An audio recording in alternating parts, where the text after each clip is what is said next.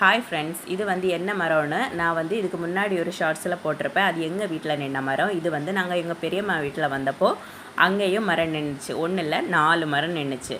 அப்போ வந்து நான் வந்து எங்கள் வீட்டில் உள்ள மரம் என்ன மரம்னு சொன்னேன்னா முள்ளஞ்சக்கை அப்படின்னு சொல்லியிருந்தேன். அதுக்கு வந்து எக்கச்சக்கமான பேர் கமெண்ட் பண்ணியிருந்தாங்க. எல்லாருக்குமே தேங்க்ஸ். அவங்க பண்ண கமெண்ட் என்னென்னா, இதோட பேர் முள் சீத்தா அப்படின்னு சொல்லிட்டு. எனக்கு முள்ளஞ்சக்கை, காட்டுச்சக்கை அந்த மாதிரி தான் தெரியும். முள் சீத்தா அப்படின்னு சொல்லிட்டு அவங்க சொல்லி தான் எனக்கு தெரியும். ஒவ்வொருத்தருக்கும் ஒவ்வொரு இடங்கள்லேயும் ஒவ்வொரு பேர் இருக்கும் இல்லையா, அதே மாதிரி தான். இங்கே 4 மரம் நின்றுச்சு. 4 மரத்துலேயும் எக்கச்சக்கமான காய்கள் நின்று இருக்கு பாருங்கள். அங்கே மேலே நிற்கிது பார்த்தீங்களா? இது வந்து அந்த மர கிளைகளில் கீழே வரைக்கும் சக்கை, அந்த சீத்தாப்பழம், முள் சீத்தா தொங்கிட்டே கிடக்கு பார்த்தீங்களா? இதில் வந்து 2 அணை நிற்கு. அப்புறமா இங்கே பாருங்கள், இங்கேயும் 1 நிற்கு. வீடியோ பிடிச்சா லைக் பண்ணுங்கள், சேனலை சப்ஸ்கிரைப் பண்ணுங்கள். தேங்க்யூ.